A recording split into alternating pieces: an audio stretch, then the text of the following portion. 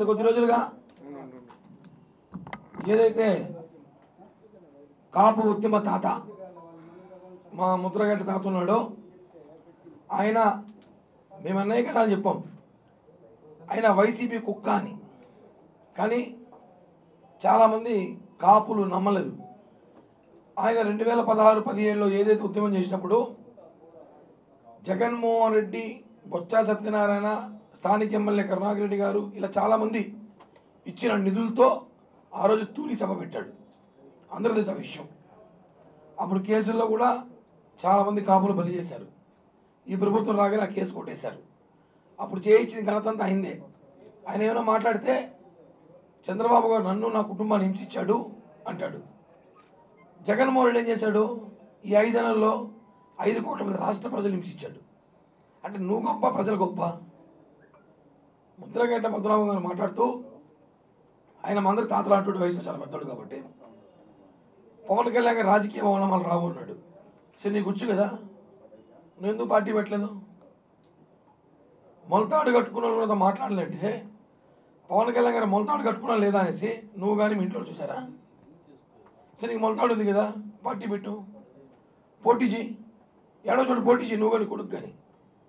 సలహాలు ఇవ్వడం కాదు. ముద్రగడ్డ పద్మనాభం అనే వ్యక్తి వైసీపీలో నెల జీతానికి పనిచేస్తున్న కాపలా డాగ్.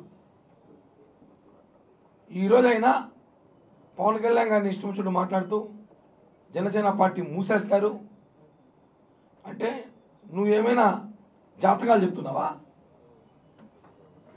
ఏదైతే జగన్మోహన్ రెడ్డి దగ్గరికి వెళ్ళి ఇప్పుడు నువ్వు కండువా కప్పుకున్నావు, ఏం హామీ తీసుకున్నావు? పాలేరు పనిచేసే గతంలో ఎవరైతే నాని ఈ బ్యాచ్ ఉన్నారో వాళ్ళతో పాటు నువ్వు యాడ్ అయ్యావు అంతే. కొత్తగా మీరంతా పీకేది ఏమీ లేదు.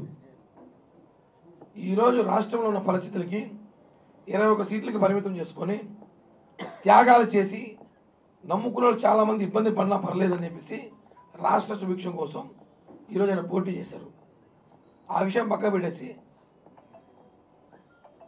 పవన్ కళ్యాణ్ గారు కాపులు ద్రోహి అంటే మీ వెనక ఎంతమంది కాపు నేతలు చెప్పండి, ఒక మీటింగ్ పెట్టండి. నిన్న ఆయన చేరుతూ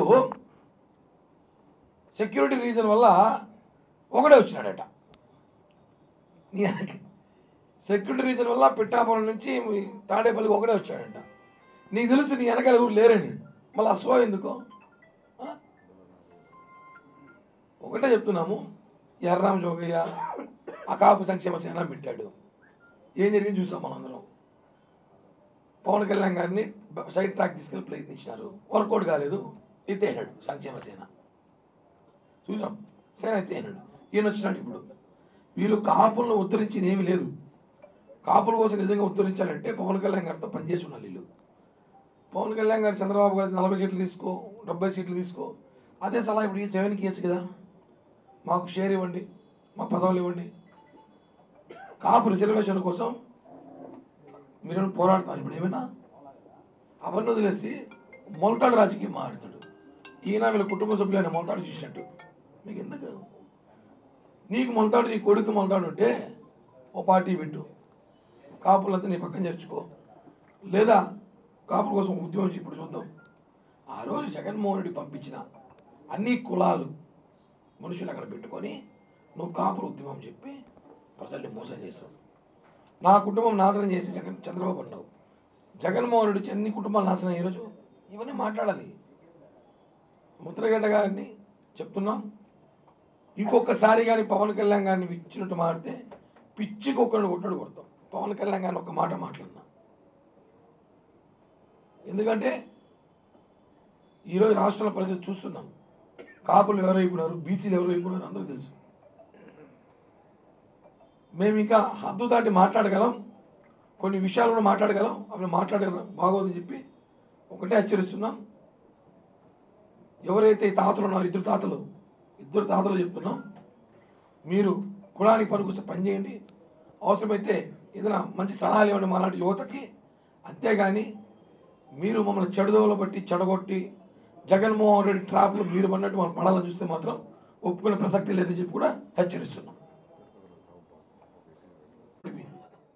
రాష్ట్రంలో కాపులు మూడబడిపోయినాయి.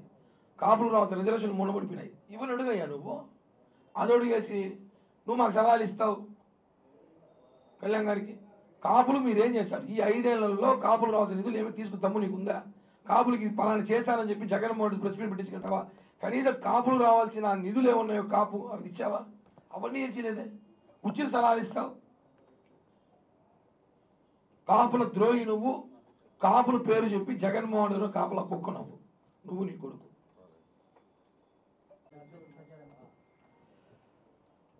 అభ్యర్థి గారు వచ్చారు 2-3 రోజులు అయింది. కలవలా, ఇంకా కలుస్తా, ఆయన కలుస్తా, నేను కలుస్తా. ఇంకా టైం ఉంది కదా, సమయం ఉంది, ఇంకా కలిసి పవన్ కళ్యాణ్ గారితో మాట్లాడాలి. కళ్యాణ్ గారితో మాట్లాడి నిర్ణయం తీసుకుంటాం. ఎందుకంటే ఆయన ప్రకటించారు, ఇంకా ఆయన కలవాలి. ఆయన బిజీగా, నేను బిజీగా ఉన్నా.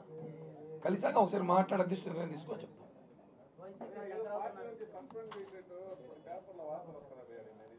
సాక్షి పేపర్లు ఉంటాయి, వారికి సంబంధించిన పేపర్లు ఉంటాయి.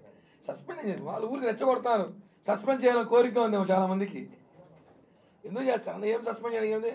నేనే దేశద్రోహం కార్యక్రమాలు చేస్తాను ఏమే లేదు కదా. సస్పెండ్ అనేది ఏదో ఆ పేపర్ పేరు కూడా పొద్దున చూసాను నేను కూడా. ఆ పేపర్ ఉందా అనేది పొద్దున తెలిసింది. దాని కింద కూడా ఏదో సాక్షి లింక్ ఏదో ఉంటుంది. అవన్నీ ఏమో సాక్షి ఉంటాయి. మంచి ఫేమస్ చేస్తారు, ఫెమిలియర్ చేయడి. థ్యాంక్ యూ, ధన్యవాదాలు.